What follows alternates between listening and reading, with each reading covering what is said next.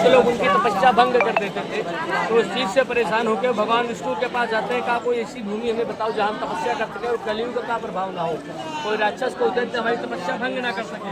तो वो कहते हैं कि आप बहुत ही सुंदर विचार से हमारे पास आए मनुष्य की भलाई के लिए, लेकिन जो सृष्टि के रचयिता है वो तो ब्रह्मा जी हैं। उन्हीं के पास जाइए, उनसे आराधना कीजिए, वही आपकी समस्या का समाधान कर सकते हैं। तो 33 कोटि देवता और 88,000 ऋषि नारद जी के साथ भगवान ब्रह्मा जी के पास जाते हैं, उनसे निवेदन करते हैं।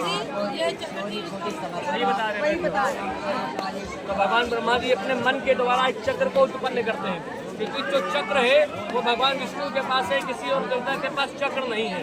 तो चक्र जो है भगवान ब्रह्मा जी अपने मन के द्वारा चक्र को उत्पन्न करते हैं, और उस चक्र का नाम पड़ता है ब्रह्म मनोमय चक्र कुंड। ये जो चक्र आप देख रहे हो उसका नाम है ब्रह्म मनोमय चक्र कुंड। और उस चक्र को ऐसा आदेश देते हैं कि ये वही गिरेगा जो इस संसार की सबसे पवित्र भूमि होगी, जहाँ आप जब हुआ तप करेंगे क्षणिक मात्र में आपको 4 गुना फल की प्राप्ति होगी।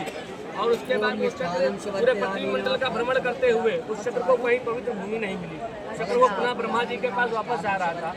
तो जब चक्र यहाँ से गुजर रहा था तो ये इस चक्र के आज भी 8 कोने बने हैं। ऐसा 1 2 3 4 5 करके से 8 कोने बने हैं। ये अष्टकोणीय हवन कुंड हुआ करता था माँ ललिता देवी का।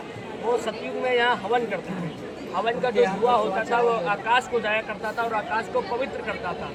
तो जिस प्रकार चुंबक होता है सिक्के को अपनी ओर खींच लेता है, ठीक उसी प्रकार उस धुएं ने उस चक्र को अपनी ओर खींच लिया।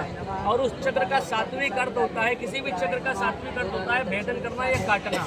तो जब चक्र वो धरती पे गिरा तो जितनी देर में हमारी और आपकी पलक झपकती है, मात्र इतनी देर में धरती के 6.5 पताल का भेदन करती है। धरती के नीचे 7 पताल होते हैं, अतल वितल सुतल तल तलातल रसातल दसातल, अंत में महापताल आता है।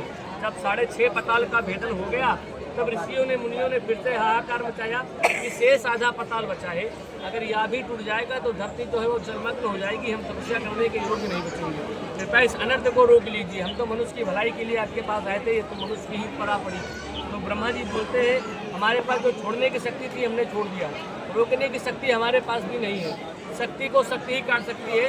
तो माँ ललिता देवी में केवल ऐसी शक्ति थी क्योंकि वो आदि शक्ति है, उनकी शक्ति का कोई अंत नहीं है, वो आदि शक्ति है। तो उन्हीं में वो शक्ति थी जो इस चक्र को रोक सकती थी, अन्यथा इस चक्र को कोई रोक नहीं सकता था। तो 88,000 ऋषि ब्रह्मा जी माँ ललिता देवी के पास जाते हैं, निवेदन करते हैं। तो माँ ललिता देवी अपनी शिखा से, जिसको चोटी बोलते हैं, अपनी शिखा से उस चक्र को 6.5 पताल पे रोक देती है।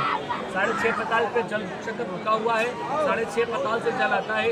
नीचे 3 तीर्थ है, गौकुंड है, गोदावरी है, चरण कुंड है। इन 3 तीर्थों से होकर जल बराबर ये गोमती नदी जाया करता है। अंदर पताल से जल आता है तो गोमती नदी जल जाता है। दूसरा महत्व ये है कि ये पितरों की गया भी है। 3 ही गया है पूरे भारत में।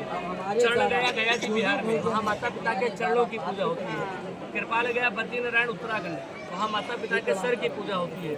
और ये नाभि गया है नैमिषारण्य, यहाँ आप जो भी दान करोगे आपके माता पिता पितरों का पेट भरता है। ये पितरों की नाभि गया है। और उसके बाद ये मुख्य मंदिर है भूतेश्वर नाथ महादेव, जो एक दिन में 3 रूप बदलते हैं। तो सुबह में बालू रूपा, दोपहर को क्रोधित रूपा, शाम को दयालु रूपा।